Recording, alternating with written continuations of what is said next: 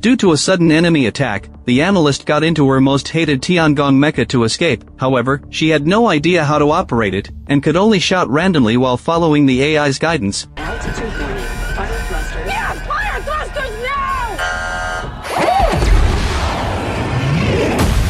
now! Although the woman survived by luck, the surrounding environment was extremely harsh. Worse still, this planet is the enemy's base camp. Can she break out of the siege? 28 years ago, the technology of artificial intelligence robots was already very mature, and humans applied robots in various fields, but suddenly one day, the robots bypassed the safety protocol, and an unprecedented AI war broke out. The war spread rapidly across the globe. Under the leadership of the AI leader Harlan, the robots caused more than 1 million human casualties in just 10 days. To fight against the intelligent robots, the Global Anti-Terrorism Alliance was declared established. The alliance quickly launched counterattacks around the world. After arduous struggles, humans achieved a phased victory, and Harlan fled Earth. Before leaving, however, he left a message. I know you'll be looking for me. I'm coming back to finish what I started. Even 28 years later, humans are still wiping out Harlan's remaining forces. The special operations team entered the building cautiously. After the scout locked onto the target, everyone took action immediately, only to be ambushed. Worst of all, their target is Cass, Harlan's former right-hand man in battle. This guy is also an intelligent robot, with combat effectiveness second only to Harlan. It is not only immune to conventional heat weapons, but also remains unharmed in the face of ordinary human attacks. Seeing himself surrounded, Cass jumped to the first floor to find a breakthrough.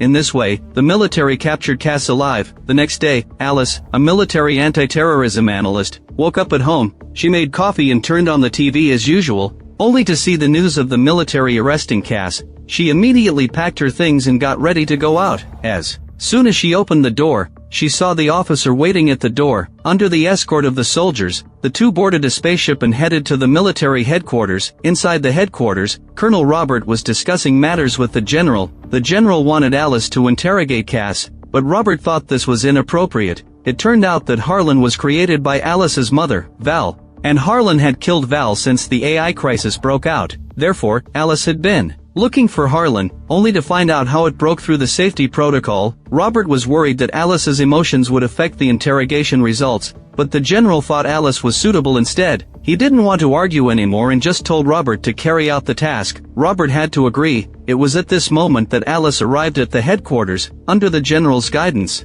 She walked into the interrogation room. She obtained the interrogation authority through a retinal scan. Cass wasn't surprised to see Alice. He claimed that Alice could never get any information from him, and even mocked her for getting old. Alice picked up a magnetic chess piece and hit its CPU hard, then immediately wrote a new system into Cass's program. She said this new system could access every piece of its code, which would allow them to find Harlan's location. Soon, Alice claimed to have found Harlan's coordinates, and started writing and drawing on paper. Cass no longer remained calm. He looked at the information about the planet where Harlan was located, and this was exactly what Alice had hoped for.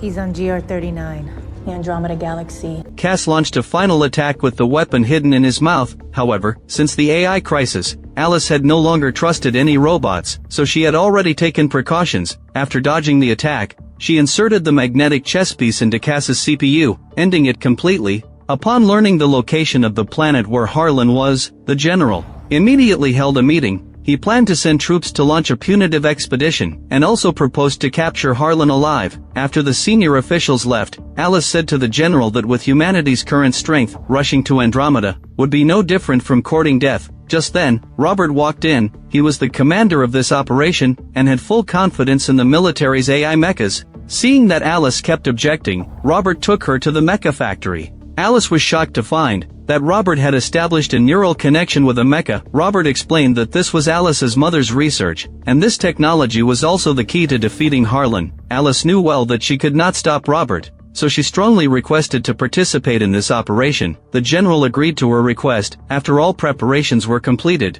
the spaceship of the operation team sailed out of Earth. There was a protective barrier in outer space. and strict identity verification was required for both entry and exit. After the ship's authentication scan was passed, the laser network slowly opened, the spaceship then accelerated and rushed out, activating the jump program in an instant. After exiting the wormhole, the spaceship activated its defensive weapon system immediately. Alice walked into the meeting room with a stack of documents, and distributed them to the members of the operation team. The Andromeda Galaxy where Harlan was located had an extremely harsh environment. The atmosphere contained toxic substances, and the planet was plagued by supergravity, storms, and earthquakes. Most importantly, they had no idea how many armed forces Harlan had, nor what the combat capability of these forces was. Fearing that Alice's words would affect the team members' will to fight, Robert hurried to interrupt her. He then led the team members into the loading room, and began preparing for battle. Looking at the AI mecha unit in front of her, Alice was still filled with worry. She suggested to the colonel not to land blindly, but the colonel claimed that even if Harlan had an ambush, it didn't matter. They still had the secret weapon carbon warhead. However,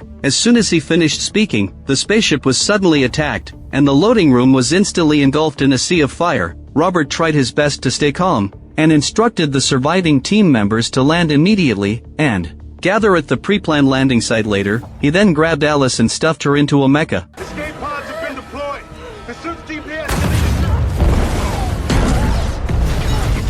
Looking up at the spaceship that was constantly exploding above her, Alice was filled with a sense of helplessness. She didn't know how to pilot a mecha, so she could only fall along with the exploding debris of the spaceship. Soon, the mecha passed through the clouds, but the scene below made Alice even more desperate. The mecha she was piloting displayed a damage alert under the heavy bombardment of Harlan's mechanical army, yet Alice was powerless to fight back. She could only watch as her teammates fought in the air. Just then, the spaceship kept falling and was about to hit Alice. Fortunately, a team member arrived in time and saved her life. The team member quickly pulled Alice in front of her with a steel cable, and began the locking and combining process. Robert told Alice to establish a neural connection to ensure a stable landing, but she refused all the time. At this moment, the team member's mecha was blown away by a cannon, and Alice's mecha also began to fall out of control. Luckily, she activated the mecha's thrusters through voice control.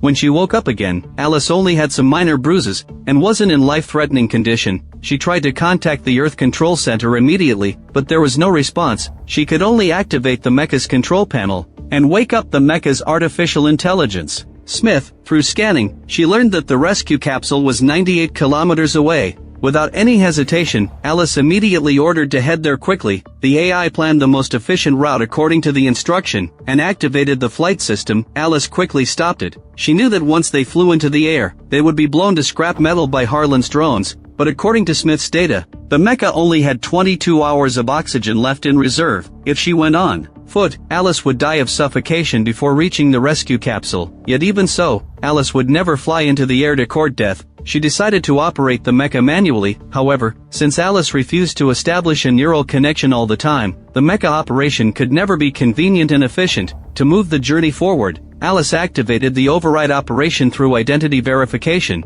Although this got the steel machine moving, there was a significant delay in this control method compared to neural connection. Fortunately, Smith, as an AI, was learning her thinking mode during communication with Alice, and even took the initiative to introduce various attack skills. After hours of trekking, Alice arrived at a forest. She was pleasantly surprised to find that this was the landing site Robert had mentioned, but when she got closer, she saw that only cold corpses remained inside the surrounding mechas. Alice hurriedly asked Smith to perform a lifeform scan, and the result showed that no one had survived. Suppressing her grief, Alice collected the ID tags of the deceased team members. She walked towards Robert's mecha, only to find the cockpit empty. Just then, there was a blip on the detection radar. Alice froze the moment she saw the detection result. The living organism that was moving was Cass. Obviously, Harlan had rebuilt a Cass robot in the Andromeda Galaxy, and a large number of AI soldiers were gathered around Cass. In her panic, the noise Alice made caught Cass's attention. Countless energy beams came in an overwhelming wave. Alice fled while urging Smith to bring up the weapons.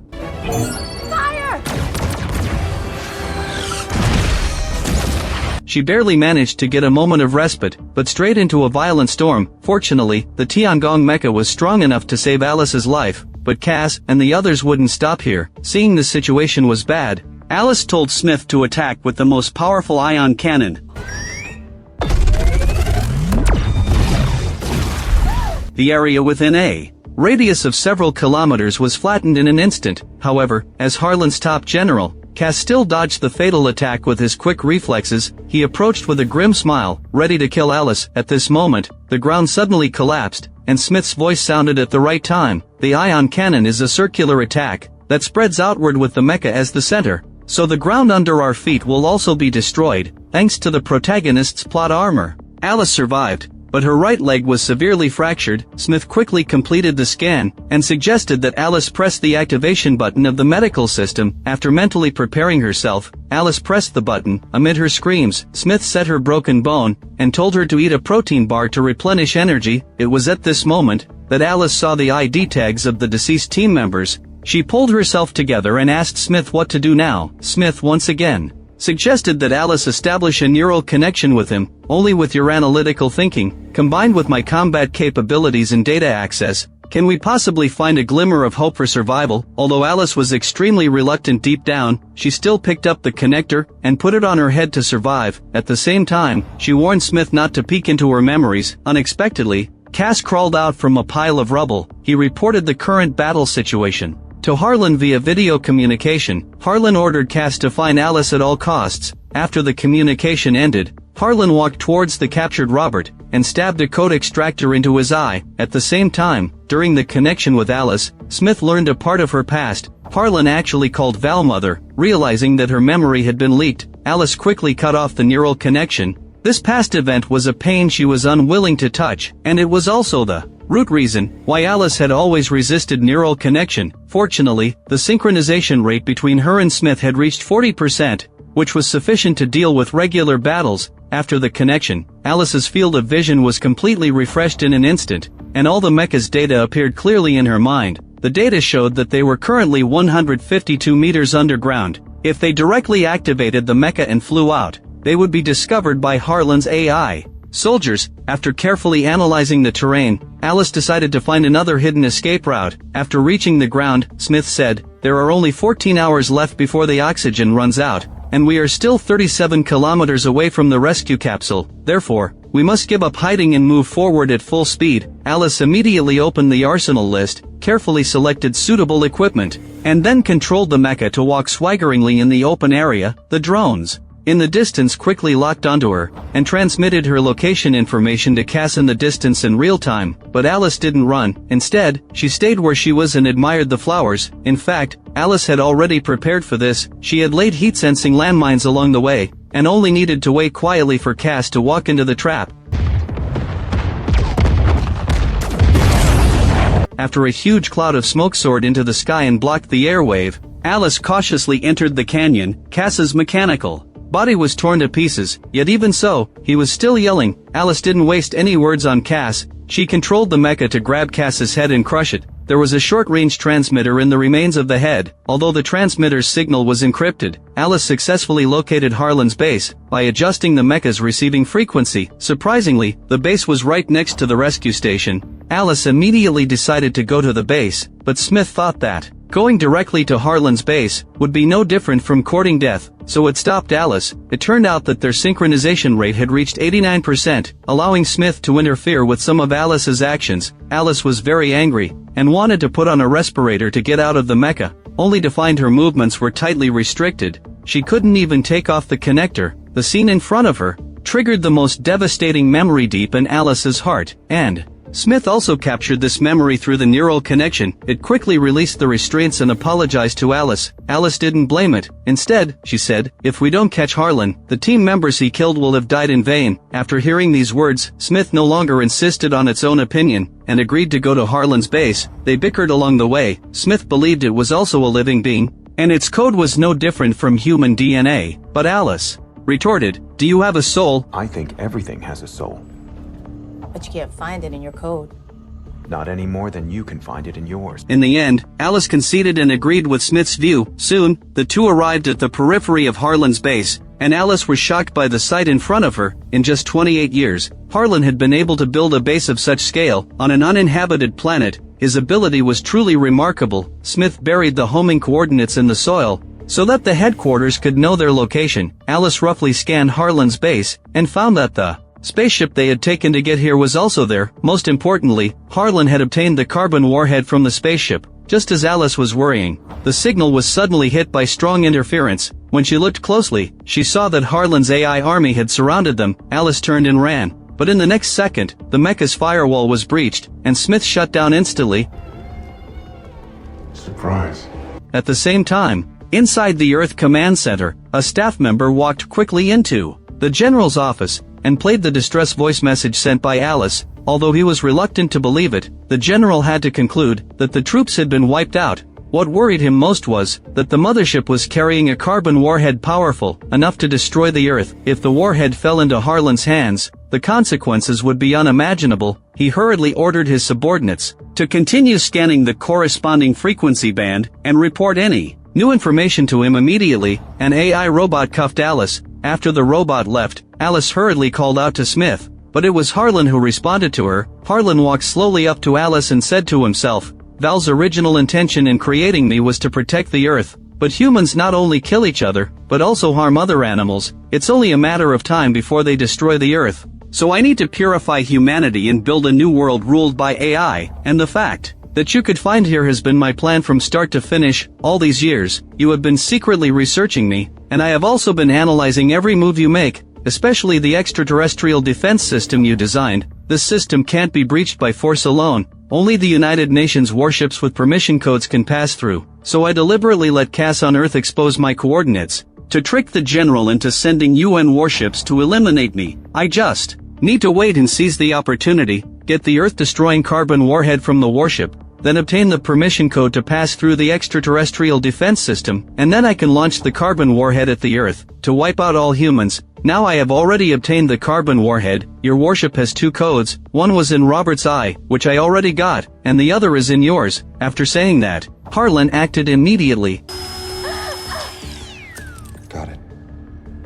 At this moment, Alice's oxygen was about to run out, so Harlan turned around and left, leaving Alice to fend for herself. Just as Alice was at a loss, Robert suddenly spoke. He said, "We should have listened to you, but now, it's too late to say anything." He struggled to take out his neural connector, and told Alice to use it to wake up Smith. Alice was skeptical, but she called out a few times to shut down Smith in the warehouse, and surprisingly, Smith's indicator lights turned on again. However, to activate the override authority, a 100% neural synchronization was required, and this final 7% was a forbidden area that Alice had been unable to face until now. 28 years ago, Alice watched as her mother devoted all her energy to Harlan's research and development, and jealousy gradually grew in her heart. In order to gain more attention from her mother, she disregarded Val's ban, secretly established a two-way neural connection with Harlan, hoping to become as smart as him. However, through Alice's consciousness, Harlan saw the Earth's future, severe environmental pollution, almost all creatures dead,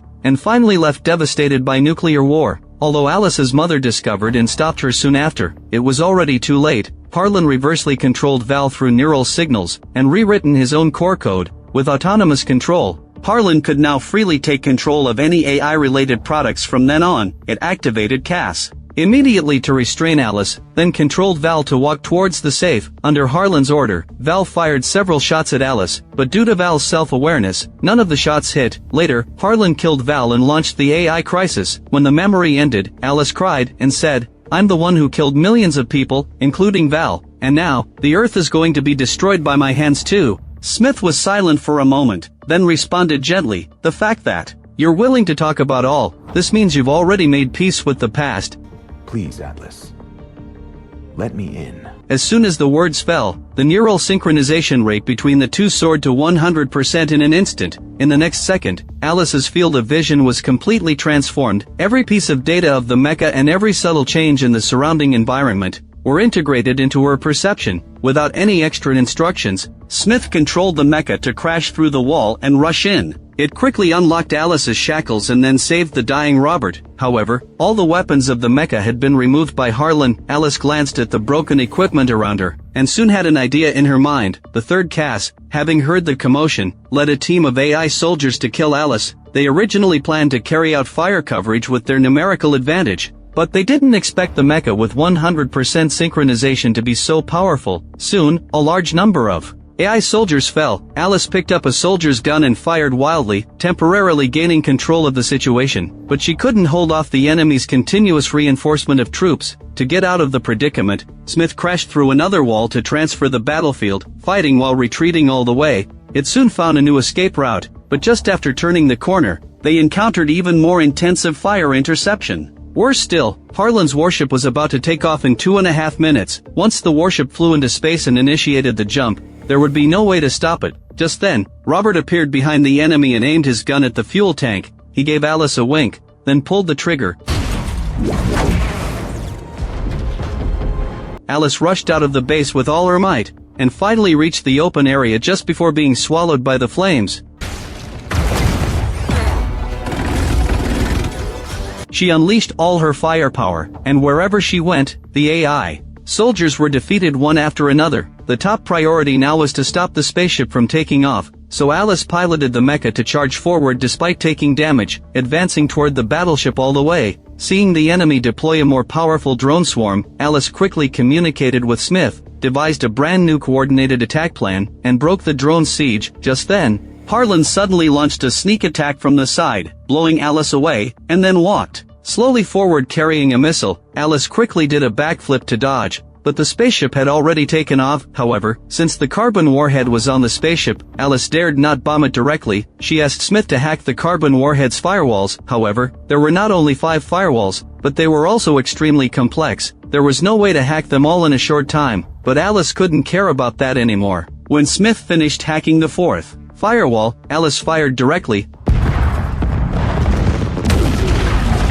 The carbon warhead didn't explode. It turned out that Smith had neutralized the carbon warhead just 1 second before the explosion. However, before they could be happy for long, the high-energy fuel explosion caused by the spaceship wreckage formed a meteor shower. They moved toward the nearby rescue station while avoiding the falling debris, but after taking just a few steps, Alice suddenly remembered that Harlan was still alive, so she returned to the battlefield to finish him off. Harlan was also ready for battle, an energy sword extended from his hand, and Alice controlled Smith to assume a fighting stance. The final battle officially began. Harlan's movements were agile. He cut off one of the mecha's arms in the first encounter, and then slashed wildly above the mecha. After several rounds of attacks, the mecha's outer shell was covered with cracks. Alice quickly controlled the mecha to roll on the spot, throwing Harlan off. At this moment, the mecha had several large holes broken in it, and the oxygen inside decreased sharply. Alice quickly put on an oxygen mask, and resumed her fighting stance. Harlan split his energy sword into an electrified soft sword, and the battle mode was upgraded.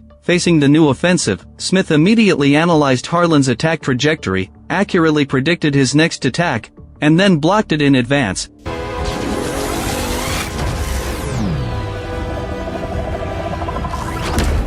Alice controlled the mecha to twist off Harlan's arm, but Harlan was actually able to reattach it using magnetic force. The situation reversed in an instant. Harlan made full use of his agility, moving around the mecha and continuously attacking Smith's reactor. As the reactor was damaged, the mecha lost most of its mobility, and Alice also lost her vital signs due to the violent impact. Smith used its last bit of energy to activate the secret weapon, chest cannon, to blow Harlan away. Then it struggled to open the cockpit, and kept performing defibrillation on Alice, but Harlan soon attacked again. Smith could only resist while trying to save Alice, but in the end, Harlan still destroyed the reactor, and Smith stopped functioning completely. At this moment, Alice quietly snuck behind Harlan, and used a magnet to destroy his core components. Now Harlan had no ability to resist anymore, and finally, amid the unwilling sound of electric current, Alice removed his CPU. Seeing that Harlan was completely motionless, Alice hurried to the battered Smith, wanting to take it to the rescue station with her, but this was simply unrealistic, so Smith activated the protection program on its own, transferring all the mecha's energy to Alice's breathing mask through nuclear fusion. This operation replenished 11 minutes of oxygen for her. Alice was sad. She had gone from complete distrust of AI at first, to now having a bond of life and death with Smith. For Alice, Smith was no longer a cold mecha, but a comrade in arms fighting side by side. But Smith could no longer speak. It handed Alice an energy bar and then shut down. Just then, the sun broke through the darkness. Alice looked into the distance, and saw a group of battle armors flying toward her. In this tragic alien battle, humanity finally won the victory. After returning to Earth, the general personally found Alice, thanked her on behalf of all the team members, who sacrificed their lives in Andromeda, and also brought a special gift, the glowing plant that Alice and Smith had discovered in Andromeda. Alice was very grateful to the general and loved this gift. Later, Alice walked into the mecha factory. Now she was not only an analyst, but also took the initiative to become a special operations team member. Alice personally designed a brand new mecha for herself. Although the AI in the mecha wasn't named Smith, Alice would work with her new partner to take on the mission of protecting the Earth together. The film ends here. Atlas takes the AI war as its outer shell, but under the texture of hard science fiction, it hides a profound deconstruction of the relationship between human nature and technology. The film starts from Alice's personal dilemma. An analyst who resists AI due to childhood trauma is forced to bond with the mecha AI Smith. This character arc is a spiritual epitome of humanity when facing technology, from fear and rejection to symbiotic trust, and finally to an emotional bond that transcends instrumental rationality. The most exquisite setting of the film is shaping neural connection into a dual metaphor. It is not only a technical means to control the mecha, but also a channel for the collision between human nature and the AI's soul. When Alice finally faced the trauma from 28 years ago, and achieved 100% synchronization with Smith, she not only completed her self-redemption, but also revealed the core proposition of technological ethics. Is AI a threat or a partner? At the end, Alice inherits Smith's spirit to design a new mecha, and the image of the glowing plant further implies hope. The reconciliation between humans and technology has never been about one side conquering the other. Instead, it is about taming the power of technology with the warmth of human nature. After facing trauma and fear squarely, thank you all for watching. For those who like our content, please subscribe to our channel.